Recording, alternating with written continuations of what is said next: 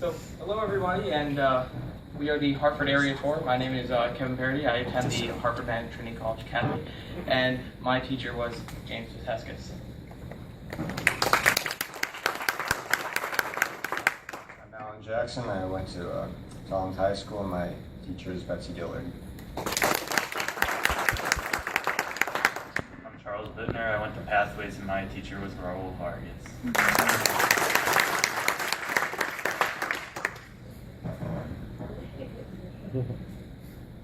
I'm Grady Montalvo, and I graduated from Journalism and Media Academy, and I was taught by Jamie Vera.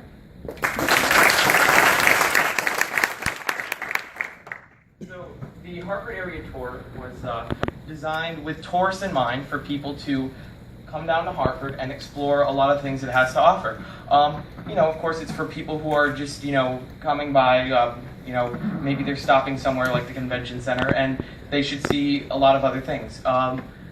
It's just not only for tourists, other people can use it as well. There's a lot more in Hartford than a lot of people give credit for.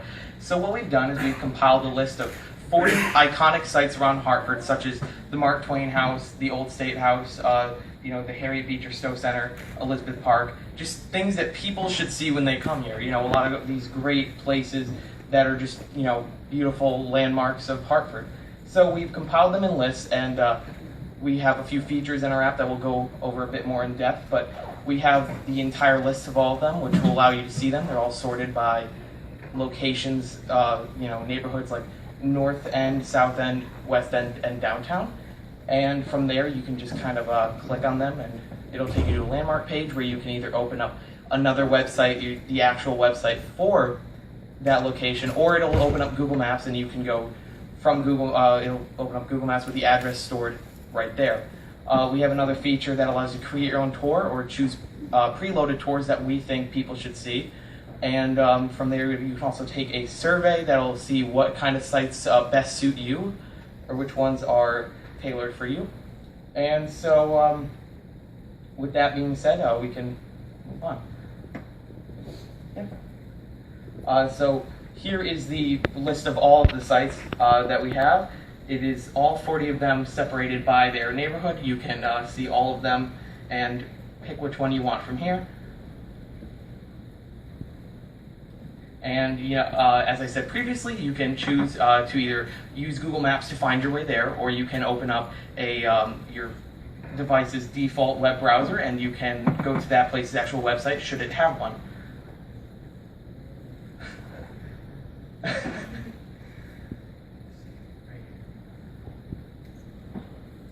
That's nice. Okay.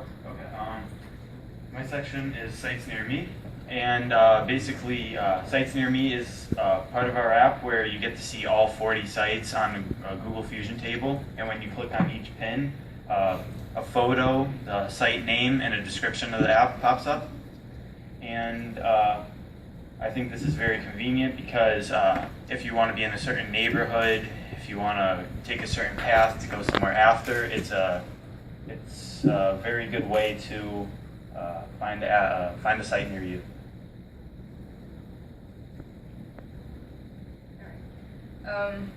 Find a site for me. It's technically a very small survey that we just ask you how old you are and what do you feel like doing at the moment that you're using the app.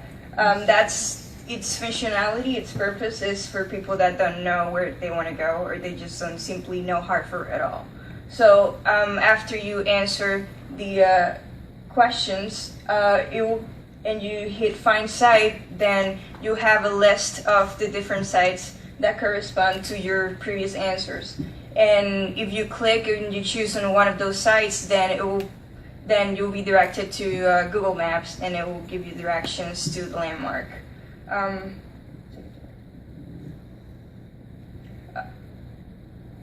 The other function is take a tour function of our app. What we did is that we chose some places that we think people need to see of Hartford, and then we divided them by different neighborhoods. So let's say that you want to go to the north end of Hartford. You click on that airplane icon, and then it will open up a fusion table like you saw for the sites near me, and it will just show you with the different pins where the locations are, and it will give you a description and also a picture and their opening hours, etc.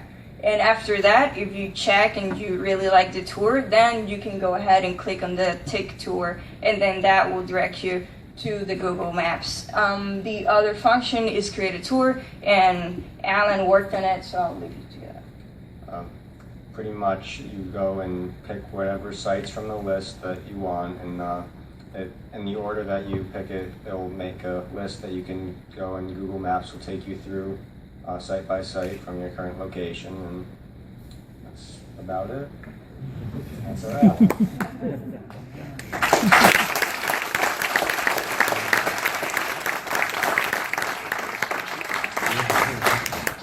So if anyone has any questions or anything, if we're doing questions.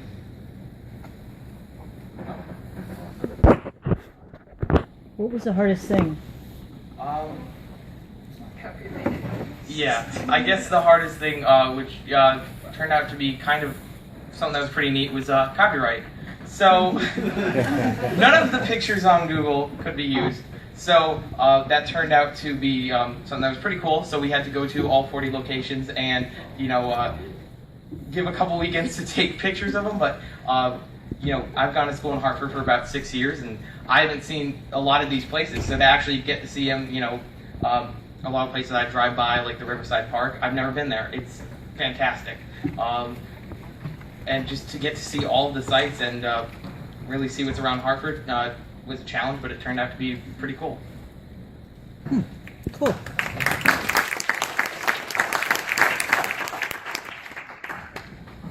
Yes. Can you choose the thematic tour from the very beginning? Say, I'm only interested in this set of places, then you go and it'll take you there instead of taking places near you. More planned. That's what sure your own tour is. You get to pick whatever sites that you want, and then you can press take the tour, direct the route.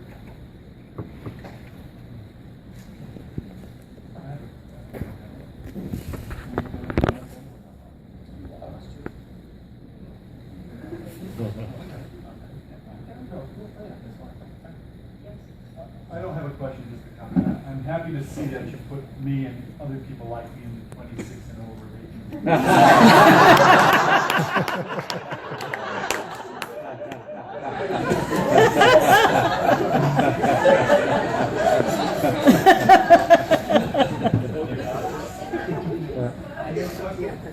Another one. Have you thought about a way of recording the data when people will respond to the survey? If you add more questions so that data can be used by, tourist agencies to do better advertising.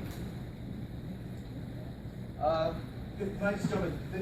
They hadn't discussed that, but they know so much about, you heard the phrase Google Fusion tables.